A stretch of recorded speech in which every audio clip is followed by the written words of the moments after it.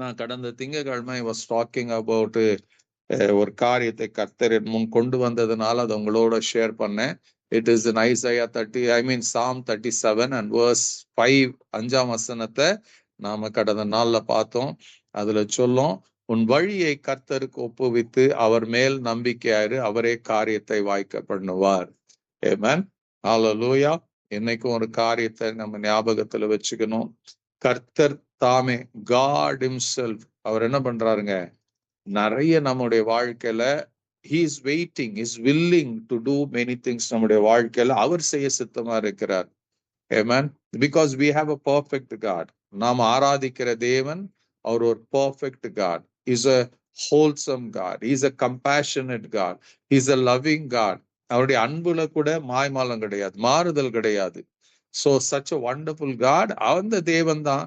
He didn't not only ஆண்டவரே அந்த சிலுவையில 2000 வருஷத்துக்கு முன்பாக நம்முடைய பாவங்களையும் நம்முடைய அக்கிரமங்களையும் நம்முடைய மீறுதலையும் தன்னுடைய சரீரத்துல சுமந்து மரித்தது மாத்திரமல்ல, அவருடைய தழும்புகளால் நம்ம குணமாக்கினவர் மாத்திரமல்ல, இன்னைக்கும் even today he is a God of love. அவர் அன்பு கூறுகிறவரா, இன்னைக்கும் நம்ம பாவங்களை மன்னிக்க தயவுள்ளவரா இருக்கிறாரு.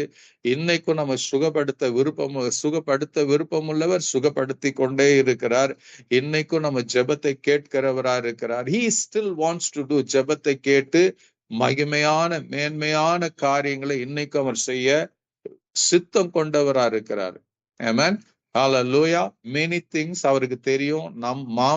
நாம மனிதர்கள் மாம்சத்துல இருக்கிறோம், நிறைய நாம செய்ய முடியாதுன்னு அவருக்கு தெரியும். he volunteers himself to do. நம்முடைய சார்புல அவர் நிறைய காரியங்களை செய்ய விரும்புகிறார். அதுல ஒரு காரியத்தை பார்த்தீங்கன்னா ரோமர் 8 வசனத்துல எழுதப்பட்டு இருக்கும். ஈவன் நம்முடைய அநேக நேரத்துல most of the time, all the time, Bible வாசனம் சொல்லும், நமது பலவீனங்களில் நமக்கு உதவி செய்கிறார். எதுல பலவீனமா இருக்கிறோம்னா, நம்ம ஏற்றபடி வேண்டியது இன்னதென்று அறியாது இருக்கிறோம்.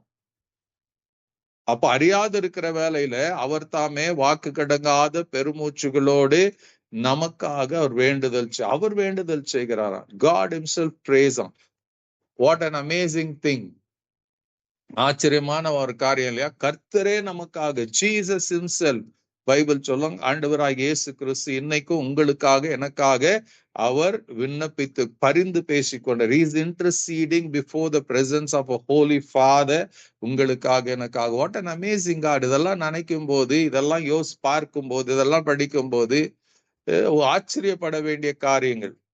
இதை போல ஒரு தெய்வம், இதை போல ஒரு கர்த்தர், இதை போல ஒரு ஆண்டவர் வானத்திலும் பூமியிலும் நம்முடைய ஆண்டவராகிய இயேசுவை தவிர வேறு ஒருவர் இல்லை.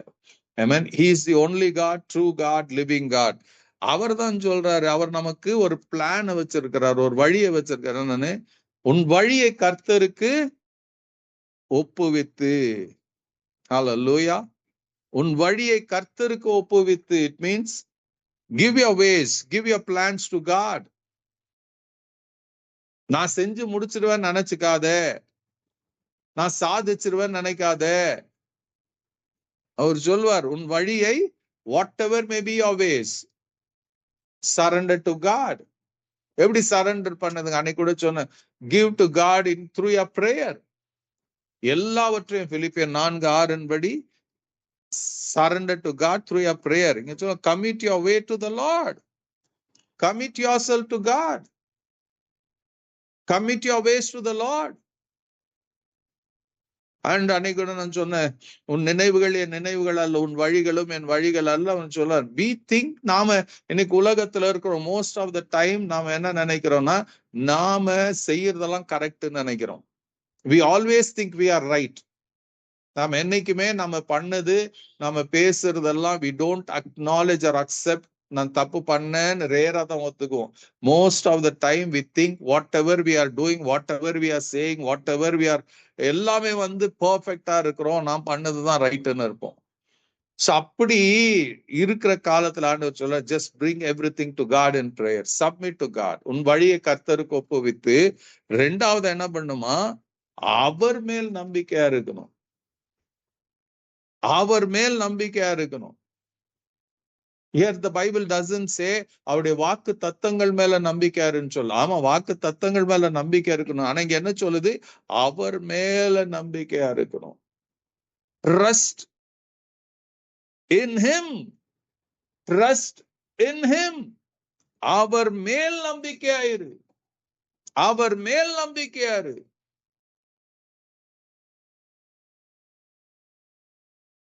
சொல்ல, நானே கர்த்தர், என்னை தவிர வேறொரு தேவன் இல்ல, அவர் மேல நம்பிக்கையாரு. நீங்க எத்தனை பேர் நான் நம்புறோம்? How much you trust God? அவர் மேல எவ்வளவு நம்பிக்கை வச்சிருக்கிறோம் யோசித்து பாருங்க. அதனாலதான் Proverbs 3 verse 5 and 6 சொல்லும், trust in the Lord with all of your heart, lean not your own understanding. அவர் சொல்லுவாரு, கர்த்தர் மேல நம்பிக்கையாரு, கர்த்தர் மேல நம்பிக்கையாரு. Trust in God, trust upon God. அவர் மேலதான் நம்பிக்கையா இருக்கணுமா? இன்னைக்கு அவர் சொன்னது மேல எத்தனை பேருக்கு நம்ம நம்பிக்கை இருக்கிறது? ஹல்லேலூயா. நம்ம வழிய நாம அவர்கிட்ட தெரிவிச்சோம்னா அவர் வழியை நமக்கு தெரிவிப்பாரு. Do you know that? Our God is such a big God. அவ்வளோ அற்புதமானவர், ஆச்சரியமானவர். Is a God of love. அன்பினால நிறைந்தவர். He is always thinking about you. உங்களுடைய நன்மையும் என் நன்மையும் நினைத்து கொண்டே இருக்கிறாரு. உங்களுக்கு தீமை செய்வது அவருக்கு விருப்பம் கிடையாது. அவர் உங்களை ப்ராஸ்பர் பண்ணணும், உங்களை உயர்த்தணும், உங்களை கனப்படுத்தணும். இதுதான் அவருடைய மனசுல ஓடிக்கொண்டு ஆதி காலம் முதலாய் ஓடிக்கொண்டு இருக்கிற எண்ணம். அது அவர் என்ன பண்றாருங்க? நீ உன் பிளானை என்று கொடுத்துரு, என் பிளானை நான் உனக்கு கொடுக்குறேன். நீ when you bring and surrender your ways and plans to me, நான் என்ன பண்ண போகிறேன்? I am going to return back. I am going to give you the best. ஆண்டவர் கொடுக்கிற பிளான் ஒரு நாளும் ஃபெயிலியர் ஆகாது. அவருடைய பிளான் எப்போதுமே சக்சஸ்ஃபுல்லா இருக்கிற பிளான். அவருடைய பிளான்ல என்னைக்குமே ஒரு கூட, ஒரு நூலை இழை கூட அது மிஸ் ஆகாது, தவறாகாது. ஹல்லேலூயா. இங்க ஒரு வசனத்தை வாசிச்சு பாருங்களேன். இதை எத்தனை பேர் நம்புறோம்? I want you to believe. ஏசாயா 46 அதிகாரத்துல அவர் சொல்லுவாரு, நிறைய வழி, மனுஷனுடைய வழிகளை அவர் எழுதிட்டு மனுஷன் எப்படி இருக்கிறான்னு எழுதிட்டு அவர் நம்ம பார்த்து சொல்றாரு. என்னன்னு? ஐசாயா சாப்டர் 46 verse 3 and 4 அவர் சொல்றார், யாக்கோபின் சந்ததியாரே, இஸ்ரவேல் சந்ததியில் மீதியாக சகல ஜனங்களே, எனக்கு செவி கொடுங்கள். Listen to me. ஆண்டவர் சொன்னார், when you ஆண்டவர் நீங்க உங்க ஜெபத் when you pray, God listens to your prayer. நீங்க ஆராதிக்கும் போது அந்த ஆராதனையை அவர் கேட்கிறவரா இருக்கிறாரு. ஹல்லேலூயா. அதுக்கப்புறம் அவர் எல்லாத்தையும் கேட்டுட்டு then he says, now you listen to me. நமக்கு என்ன தெரியுமா? as a Christians நமக்கு நிறைய ஆண்டவர்கிட்ட பேசணும். we will be talking much. நம்முடைய ஜெபத்துல கூட எதையோ ஒண்ணு சொல்லிக்கிட்டே இருப்போம். we will just be babbling. நிறைய காரியத்தை சொல்லி கொண்டு இருப்போம். when it comes to a place where ஆண்டவர் சொல்வாரு, now over, நீ பேசுனது போதும், now I will talk to you ன்னு சொல்லும் போது நமக்கு நிறைய நேரத்துல என்ன ஆகுதுங்க? we don't have that interest to listen. அதனால நிறைய நேரத்துல கர்த்தருடைய வார்த்தை வரும்போது நமக்கு தூக்கம் வருது. கர்த்தருடைய வார்த்தை வரும்போதுதான் நமக்கு நிறைய நேரத்துல நிறைய என்னதுங்க? போன் வரும், நிறைய டிஸ்ட்ராக்ஷன்ஸ் வரும். The devil will not allow us to listen to the word of God. Nor we too என்ன பண்றோம்? எல்லாத்தையும் நாம I will do ன்னு செய்வோம். When it comes to sit and listen to God, நீங்கள் அமர்ந்து இருந்தது நானே தேவன் என்று அறியுங்கள், we want to sit. இங்க அவர் சொல்லுவாரு, யாக்கோபின் சந்ததியாரே, இஸ்ரவேல் சந்ததியில் மீதியான ஜனங்களே, ஐசாயா 46 verse 3 and 4, சகல ஜனங்களே எனக்கு listen to me, எனக்கு செவி கொடுங்கள். Listen to me. This is God speaking, God's word speaking to you. எனக்கு செவி கொடுங்கள், தாயின் வயிற்றில் தோன்றின முதல் உங்களை ஏந்தி, தாயின் கர்ப்பத்தில் உற்பத்தி ஆனது முதல் உங்களை தாங்கினேன். So God is saying, this is what I did. உங்க வாழ்க்கையில கேளுப்பா, காது கொடுத்து கேளு. This is what I did in your life. என்ன பண்ணாராம்? தாயின் வயிற்றில் தோன்றினது முதல் உங்களை ஏந்தினேன், தாயின் கர்ப்பத்தில் உற்பத்தி ஆனது முதல் உங்களை தாங்கினேன், உங்களை ஏந்தினேன், உங்களை தாங்கினேன். Hallelujah. Even though you wouldn't have seen, அவருடைய நடத்துறதுல நாம் பார்த்திருக்க முடியாது. But from the consumption day, இன்ன வரைக்கும் கர்த்தர் என்ன பண்ண இருக்கிறாருங்க? தாயின் வயிற்றுல தோன்றினது முதல் உங்களை ஏந்தி. Listen to me, says the Lord of, O house of Jacob and all the remnant of the house of Israel, you who have been born by me. சுமந்திருக்கிறேன். From your birth, carried from the womb. கருவில் இருந்து உங்களை நான் சுமந்து கொண்டு இருக்கிறேன். எத்தனை பேருக்கு நம்பிக்கை வருது? How many of you literally believe? Listen, this is the thing I have done. நான் செஞ்சுட்டேன், ஆண்டவரை செஞ்சுட்டேன், அதோட முடிக்கல. அடுத்து சொல்லுவார் அடுத்த வசனத்துல, உங்கள் முதிர் வயது வரைக்கும் நான் அப்படி செய்து வந்தேன். Even to your old age I am he, and even to hair white with age will I carry you. I have made and I will bear you. Yes, I will carry you and will save you. அவர் சொல்றாரு, இது வரைக்கும் செய்து வந்தேன்ப்பா, உங்க வயசாச்சு, முதிர் வயது வரைக்கும் அப்படி செய்து வந்தேன். இனி மட்டும் நான் உங்களை தாங்குவேன். நான் அப்படி செய்து வந்தேன். இனிமேலும் நான் ஏந்துவேன், நான் சுமப்பேன், நான் உங்களை தப்புவிப்பேன். அவர் மேல நம்பிக்கையா இருந்தீங்கன்னா ஆண்டவர் சொல்லுவாரு, அவரே என்ன பண்ணுவாராம்?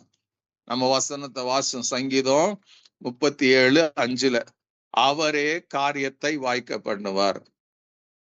அவர் சொல்ல, நான் ஒண்ணு என்ன பண்ணுங்க, உங்களை ஏந்தின, உங்களை தாங்கின. இப்ப நீங்க ரட்சிக்கப்பட்டு இத்தனை வருஷம் ஆச்சு, உங்க முதிர் வயது வரைக்கும் நான் அப்படி செய்து வந்தேன். அதோட அவர் விடல, இனிமேலும், இனி மட்டும் நான் உங்களை தாங்குவேன். இயர் ஆஃப்டர் நான் உங்களை தாங்குவேன். அப்படி செய்து வந்தேன், இனிமேலும் நான் ஏந்துவேன், நான் சுமப்பேன், நான் தப்புவிப்பேன். So I will do again. மறுபடியும் நான் செய்ய விரும்புகிறேன். யாருக்கு அதை செய்வாரு? உன் வழியை கர்த்தருக்கு ஒப்புவித்து அவர் மேல் நம்பிக்கையா இருக்கிறவர்களுக்கு அவரே காரியத்தை வாய்க்க பண்ணுவார். What ever may be the reason, உங்க வாழ்க்கையில எதிர்கொள்ளுகிற எந்த காரியமானாலும் ஆண்டவர் சொல்ல, நானே அவைகளை என்ன பண்ணுவாரு? அந்த உங்க காரியத்தை நான் வாய்க்க பண்ணும். What ever maybe you may be thinking and யோசித்து கொண்டிருக்கிற காரியங்களை அவர் சொல்லுவாரு, என்னன்னு, நானே ஐ மைசெல்ஃப். இந்த சத்தம் கேக்குதா உங்களை காதுல? கொஞ்சம் ரிலாக்ஸ் பண்ணுங்க. இன்னைக்கு மெனி ஆர் சோ ரொம்ப டென்ஷன் ஆயிட்டு இருக்கிறீங்க. You are just thinking so much. அவ்வளோ யோசிக்கிறீங்க. But if you just hand over your issues to God, தேவன் கையில ஒப்பு கொடுக்க உங்களுக்கு அந்த நம்பிக்கை. சங்கீதம் 55:22 சொன்னபடி, கர்த்தர் மேல் உன் பாரத்தை வைத்து விடு. Can you hand over it to God? உங்க பிரச்சனைங்க கர்த்தர்கிட்ட கொடுக்க முடியுமா? உங்க போராட்டத்தை can you hand over it to God? உங்க கண்ணீர் அவருடைய கரத்துல கொடுக்க முடியுமா? அவர் பாட்டில வச்சு காத்து இருக்கிறார், துருத்திய வச்சு காத்து இருக்கிறாரு. நீ அழுதினா அதை சுமக்க அவர் காத்து இருக்கிறாரு. அவர் ஜெபத்தை கேட்க காத்து இருக்கிறார். Just hand over it to God.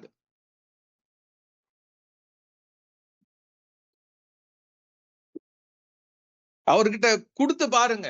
why not try? At least try பண்ணுங்க. ஆண்டவரே, இந்த பிரச்சனை இருக்குது, இந்த சிக்னஸ் இருக்குது, இந்த கஷ்டம் இருக்குது, I trust you Lord. Trust பண்றதுன்னா தெரியுமா? அவர்கிட்ட கொடுத்துட்டு நம்பிக்கையா இருக்குது. அவர்கிட்ட கொடுக்கறதுக்கு தைரியம் வேணும். அவர் கொடுக்கறதுக்கு விசுவாசம் வேணும். அவருக்கு கொடுக்கறதுக்கு நம்பிக்கை வேணும். அதான் சொல்லுது, அவர் மேல் நம்பிக்கையாயிரு. Trust in him, trust in God, trust in Jesus. இத போல சொல்றவங்க ஒருத்தரும் இல்லைங்க. What a wonderful God. இன்னைக்கு இரவுல உங்களை பார்த்து சொல்றாரு, உன் வழியை ஒப்பு கொடுக்கிறது மாத்திரமல்ல, will you trust me? என்கிட்ட விட்டு கொடுத்துட்டீங்கன்னா நான் அதை உங்களுக்கு நலமானதா செய்வேன்னு நம்பிக்கை இருக்குதா? உங்களுக்கு வெற்றியா முடிச்சு கொடுப்பேன்னு என் மேல நம்பிக்கை வைக்க முடியுமா? உங்க துக்கம் சந்தோஷமா மாறும்னு என் மேல நம்பிக்கை வைக்க முடியுமா? உங்க வியாதியை நான் குணமாக்க முடியும்னு என் மேல நம்பிக்கை வைக்க முடியுமா? ஐயோ இவ்வளவு நாள் ஜெபம் பண்ண எனக்கு நடக்கல. ஆண்டவர் சொல்றாரு, இன்னொரு நாள் வெயிட் பண்ண என்ன ஆயிரும்? இன்னொரு நாள் நம்பிக்கை வை. இன்னும் ஒரு சில மணித்துளிகள் என் மேல நம்பிக்கை வை. ஆண்டவர் சொல்ல, டெஸ்ட் மீ, என்ன பாரு, என்ன சோதிச்சு பாரு, நான் செய்வ முடியுமா இல்லையுமான்னு. நம்பிக்கையில என்ன சோதிச்சு பாரு. Trust me. By trusting me you test me. By putting a trust on me test me. நான் செய்யறேனா இல்லையான்னு பாரு. இத போல சேலஞ்ச் பண்ற ஒரு கர்த்தர், ஒரு தேவன் யார் உண்டு? Except God, except Jesus. அப்படி பண்ண அவர் சொல்லுவாரு, அவரே காரியத்தை வாய்க்க பண்ணுவார். I my self,